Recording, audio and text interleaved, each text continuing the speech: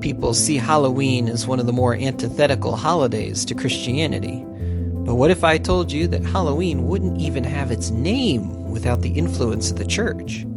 You see, the friction between the celebration of costuming and spookiness and vocal Christian sentiment began around the 1960s amid fears that the practices would corrupt unsuspecting children who were just innocently looking for candy and being drawn into demonic practices.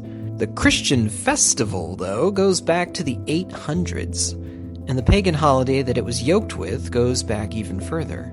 Halloween, or All Hallows Eve, was originally the Eve of Samhain, a pagan Celtic celebration of the beginning of winter and the first day of their new year. This time of the ingathering of the harvest and the approach of winter apparently provided a reminder of human mortality. It was a time when the souls of the dead were said to return to their homes, some causing damage to crops if not appeased.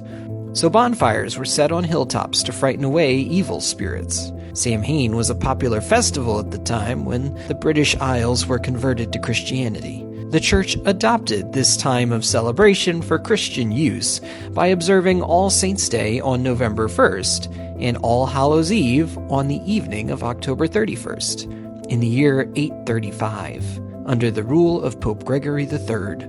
They replaced the havoc and mischief created by the evil dead on Samhain with a hopeful watching, waiting, and celebration of the holy dead, God's saints, and all souls the next day. This history presents us with two views of death, one as terrifying and haunted, and the other as hopeful and holy. The church has chosen the latter, and on October 31st, we make a party out of it. All Hallows' Eve is an opportunity for Christians everywhere to celebrate the work God has done in and through the saints, and that neither their stories nor ours will end in the grave. Our faith in Jesus as the Messiah who died and rose again, defeating evil, radically alters the way that we approach death and dying. It's hard to be in the space of death and to think about it.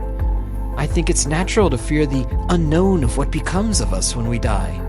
And the invention of ghosts and skeletons and ghouls and goblins and the like reflects the human insecurities around death.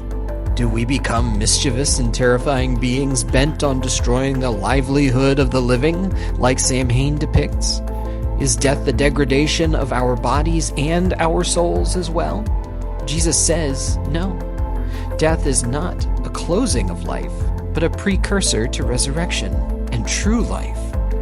Yes, All Hallows' Eve, All Saints' Day are festival days in our church calendar when we celebrate those who rest from their labors. We celebrate their ascension into true and new life, and we celebrate that in them which has made us who we are and lives on in each of us.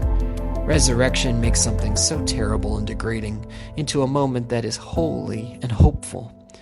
Just keep those costumes fun and enjoy the candy.